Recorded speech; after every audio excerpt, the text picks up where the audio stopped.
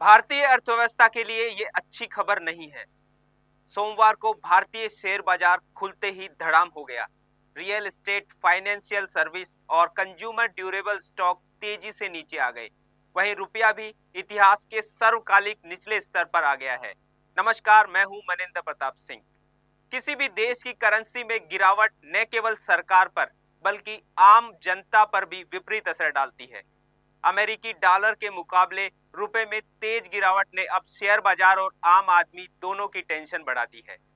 अंतर बैंक विदेशी मुद्रा विनिमय बाजार रुपया 86.12 प्रति डॉलर के बीच पहुंच गया है। रियल एस्टेट, फाइनेंशियल सर्विस और कंज्यूमर ड्यूरेबल स्टॉक तेजी से नीचे आ गए हैं। वहीं रुपया भी इतिहास के सबसे निचले स्तर पर आ गया है। शुरुआती सौदों के बाद डॉलर के मुकाबले सर्वकालिक निचले स्तर 86.31 पर रुपया पहुंच गया है। भारतीय मुद्रा को 83 से 84 तक आने में 457 दिन लगे थे, जबकि 84 से 85 तक आने में महज 60 दिन लगे। रुपया 19 दिसंबर 2024 को पहली बार 85 के नीचे आ गया और सिर्फ 14 दिन में ही यह 86 का स्तर भी पार कर गया। शेयर बाजारों में चौतरफा हाहाकार मचा हुआ है। हफ्ते के पहले कारोबारी दिन घरेलू शेयर बाजार भारी गिरावट के साथ खुला। कमजोर वैश्विक रुझानों और विदेशी पूंजी की निकासी के बीच सोमवार को शुरुआती कारोबार में सेंसेक्स और निफ्टी में भारी गिरावट दर्ज की गई है। बीएसई सेंसेक्स शुरुआती कारोबार में 843.67 अंक की गिरावट के साथ 76,535.24 अंक पर पहुंच गया। वहीं एनएससी निफ्टी 258.8 अंक फिसलकर 23,172.70 अंक पर काम कर रहा है। माना यह भी जा रहा है कि 20 जनवरी के बाद डोनाल्ड ट्रंप के नेतृत्व में नए अमेरिकी सरकार के प्रतिबंधात्मक व्यापार उपायों की आशंका के बीच डॉलर की मांग और बढ़ेगी और डॉलर मजबूत होगा। आर्थिक विश्लेषकों का मानना है कि भारतीय रुपया अगले 6 से 10 महीनों में 92 रुपए तक गिर सकता है। डॉलर इंडेक्स के मजबूत होने के चलते रुपया कमजोर हुआ है। डॉलर इंडेक्स सितंबर 2024 के अंत से अब तक 8% बढ़ चुका है। एशिया के दूसरे बाजार की बात करें तो उनमें भी जोरदार गिरावट देखी जा रही है।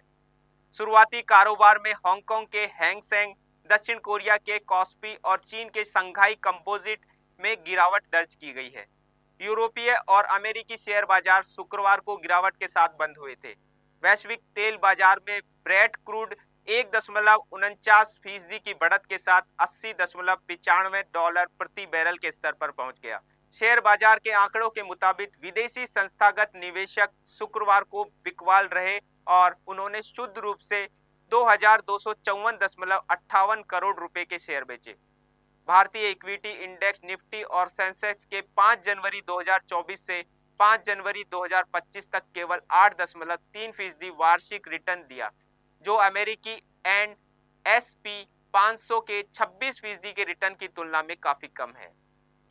इसके अलावा रुपया बनाम डॉलर के 3% वार्षिक मूल्य ह्रास के इस अंतर को और भी कमजोर कर दिया है। कमजोर विकास दर और शेयर बाजार में गिरावट के चलते आने वाले महीनों में रुपयों में और गिरावट की आशंका गहरा गई है। अंतर्राष्ट्रीय बाजार में ब्रेंट क्रूड की कीमतें 1.44% से बढ़कर 80.91 डॉलर प्रति बैरल पर पहुंच गई। कच्चे तेल की बढ़ती कीमतें रुपये पर अतिरिक्त दबाव बना रही है। मुद्रा में गिरावट से भारी कर्ज से दबे तीसरी दुनिया के देशों के मामले में उपरोक्त रास्तों से बेरोजगारी तथा मुद्रास्फीति में बढ़ोतरी के अलावा भी मेहनत कशों पर अतिरिक्त बोझ बढ़ेगा। भारत अपने कुल तेल का लगभग 80% आयात करता है। जैसे जैसे रुपया कमजोर होता है, कच्चे तेल का आयात बिल बढ़ता है। इससे पेट्रोल और डीजल की कीमतें बढ़ सकती है।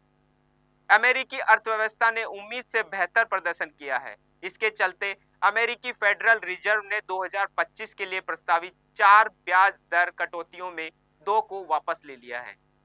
डोनाल्ड ट्रंप की विस्तारवादी नीतियां जैसे कॉर्पोरेट टैक्स कटौती और टैरिफ में बढ़ोतरी मुद्रास्फीति को बढ़ावा दे रही है। इससे फेडरल रिजर्व की सख्त मौद्रिक नीति जारी रहने की संभावना है। यह डॉलर को और मजबूती प्रदान कर रही है। इसके अलावा यूरोजोन की आर्थिक चुनौतियां और चीन की मुद्रा नीति में लचीलापन भी डॉलर की मजबूती में योगदान दे रहा है। चीन ने अपने डॉलर भंडार में कटौती की है और मंदी का मुकाबला करने के लिए अपनी मुद्रा को अधिक लचीला बनाया है। मजबूत अमेरिकी डॉलर और बढ़ती ब्याज दरें भी मुद्रा के प्रदर्शन को प्रभावित कर रही है। रुपए में लगातार गिरावट की एक वजह भारत में अमेरिका की तुलना में अधिक महंगाई भी है। विशेषज्ञों का मानना है कि भारतीय रिजर्व बैंक ने ढीली मौद्रिक नीति अपनाई है, जिससे देश में महंगाई ज्यादा है, जबकि अमेरिकी फेडरल रिजर्व ने सख्त नीति अपनाई। आगामी 1 फरवरी 2025 को देश की वित्त मंत्री निर्मला सीतारमण संसद में आम बजट पेश करेगी, जिससे हर वर्ग को बड़ी उम्मीदें हैं। बाजार में उत्पन्न हालात के बीच निवेशकों की निगाहें अब भारतीय रिजर्व बैंक के कदमों और वैश्विक आर्थिक संकेतों पर टिकी हैं। देखना यह होगा कि आमजन को कब तक राहत मिलेगी। रुकते हैं एक अल्पविराम के लिए। बाकी की तमाम ताजा तरीन खबरों के लिए आप बने रहिए डीसी न्यूज इंडिया के साथ।